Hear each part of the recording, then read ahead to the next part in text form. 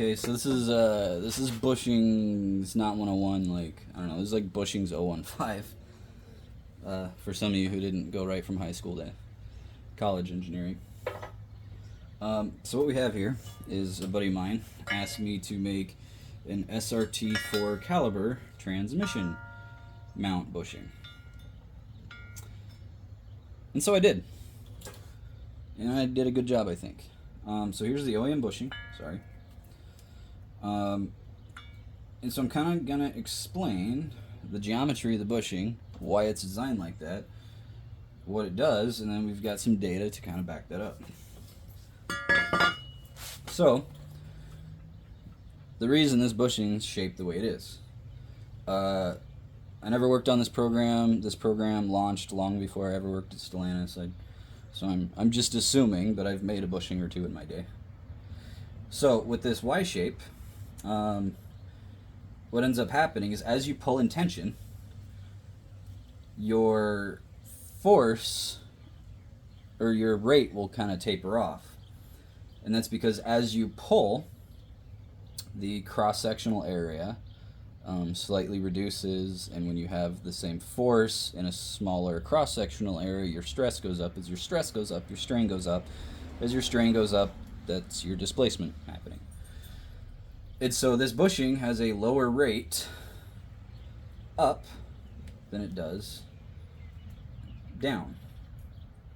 And the reason for that is on the way down, not only are you fighting the rate of the rubber, but you're also squishing it and having to displace it kind of out of its plane. And so that explains the asymmetry here. Now for the asymmetry here. And I guess the reason it even has this is because when you design a bushing, it has to do a couple things.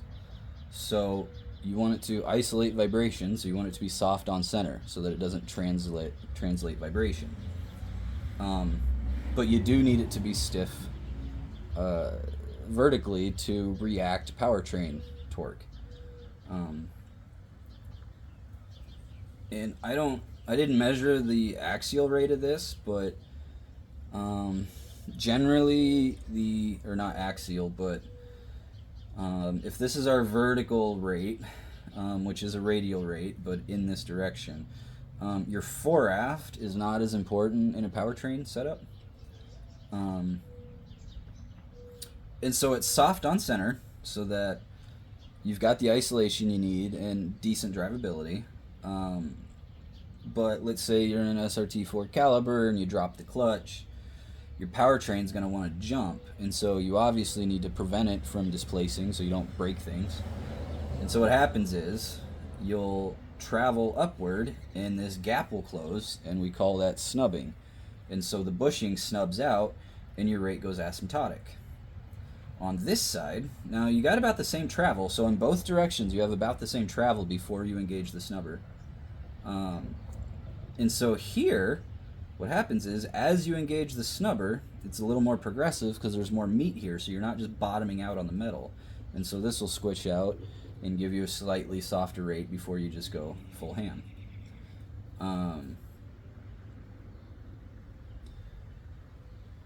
Yeah, so that's basically it, is soft on center, hard off center.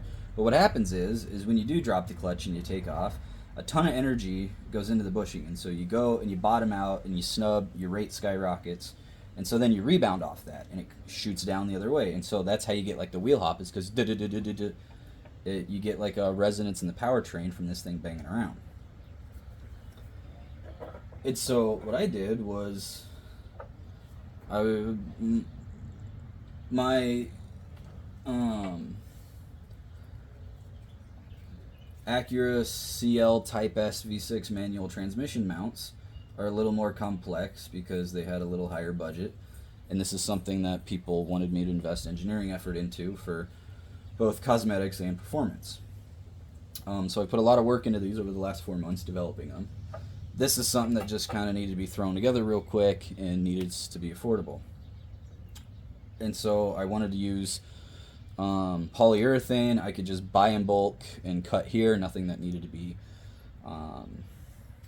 like, really go through any manufacturing process. Just billet, stuff a bushing in it, call it good. But in doing so, I still needed to preload the bushing, because that's part of the reason I put so much engineering into these is to make fully bonded bushings, so that they last a long time, but also that you can use the same bushing in an OEM mount. And so to get proper preload in a setup like this, that's tunable, and that's part of the aspect too, is I didn't want a permanent mount like these are. I wanted tunable bushings you could swap in and out. And so what we have done here is the housing dimensions make it so that the bushing is preloaded. This thing's pretty stiff. So basically you stuff it into the housing, and then you stuff this guy into a vise, and it clamps the centerpiece. You bolt that down, release it out of the vise, and then you're able to clamp this down, and this just preloads the bushing in all directions. I've got a couple different stiffnesses, but there is some advantage to this, and NVH is not it. But they do get more efficient. So let's come over here and have a look at the data. If you can see the data. Ah, data. Everybody loves data. Okay. Alright, so what we've got here is green is the OEM mount in the two different directions. And as you can see, it does engage the snubber at 6 millimeters in one direction, and then it goes vertical. So that's going to be this guy right here, because that's the small gap. And then here's your other snubber that engages further out, and it's a much more progressive engagement. As you can see, it curves up instead of just going like vertical right away. And so you can see that in the data. My apologies, I'm getting better at filming. So yeah, I measured it in both directions. The data matches with my assumptions. Yeah, and so then I made an assumption based off the OEM rate, what the kind of OEM-ish one should be, and what I ended up with was this guy. And the reason these data points don't extend any further is in a non-bonded bushing situation, what happens is, as this starts to displace, because this isn't bonded, it is preloaded, but to be able to swap these and not have to use a machine press to swap them, like the actual inserts, my apologies, if this goes down, the opposite side isn't grabbing this and pulling on it. So all you're doing is squishing one side. And so what happens is you get deformation, and the bushing actually started squishing out, and the rate was dropping. It is, up until you hit the snubbers, it's dead on for OEM. So it's in a really good spot, but it's not going to work as is. And so then this one, this is my OEM Plus, and what you get is you get about the same force at about the same displacement. I have left my, apologies, I have left the units out of here because this is my own proprietary information, but over about the same displacement, you hit the same force. However, to get to this force, you have a lot more area under the curve, especially here. And so what happens is let's say you've got an OEM bushing, you drop the clutch, you slam into the snubber real hard, and then it starts to rebound. With this bushing, first of all, to get to that force happens at 3.75 millimeters instead of 5.75 millimeters. So the force to react is already lower. Now, if you need more force than that, which you will because you're not snubbed, you're going to overshoot a little bit. But then you're also not hitting this really hard snubber, way up here and then coming back down. So you're going to come back a lot nicer. And so what this will do, yes, it is a little bit stiffer, but because it's more linear, you're not going to be bouncing around in a racing situation. So this is not ideal for NVH because you're going to get a lot more vibration, but it's good for performance. And then this here is the race bushing. This is a lot stiffer, quite a bit stiffer, as you can see. We hit, we hit max force at 3 millimeters instead of, you know, 6 to 8 or 9. And so that is your displacement and your force. And so what is a little easier to look at, kind of. Oh, I had to zoom in here because these guys, the rate just skyrockets. So this is your OEM rate. The softer one is very similar to OEM. Here, the OEM Plus is about twice the rate. It may not look like it down here, but that's how the math works out. And so this is 0, this is OEM, this is OEM Plus. There is a big gap in here, so I might make up for that, but then this is the race mounts, which, you know, if we're, I don't know, it's 0.6 and this is 1, 2, 3.5, so you know, it's almost 5 times stiffer. I'd have to actually average the numbers. What I might introduce is we'll have an OEM Plus, we'll have a Super Sport, a race, and I may even provide a solid if somebody wants that. But yeah, so that's kind of the short of how bushings are developed. In the OEM world, we have like 20 metrics between steering. You know, there's multiple steering metrics: on center, off center, response, dead zone, linearity, gain, all that stuff. And then there's NVH, both in isolation and resonant vibrations. So, you know, you don't want your,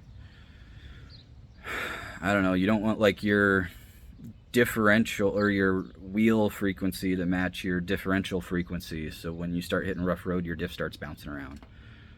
And that can happen if you don't tune your bushings properly, because you're like, oh, stiffer bushings better, but like, let's say your wheel hop frequency is like 13 hertz, and then you swap out a bunch of polyurethane bushings and it makes your wheel hop frequency now like 30, 35 hertz because everything's twice as stiff. Well, a differential, a rear differential will be, you know, kind of around that too, depending on gear ratio, or not gear ratios, but weight and stuff like that. So you don't want to excite the wrong thing. So like, sure, you could throw a solid mount in anything and it'll make it good, and sure, you can throw polyurethane in anything and it'll make it okay for a while, but a lot of the polyurethane insert mounts don't have proper preload. And what's also interesting is, let me see if I can find an example on my race car. These are some aftermarket mounts that I will be remaking myself. These are decent as far as the actual bushing.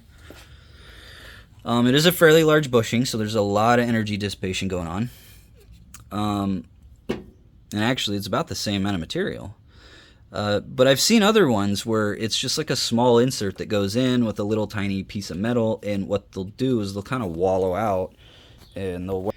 So when you add preload to the bushing by squishing the heck out of it, you can mitigate a lot of the early premature wear. And so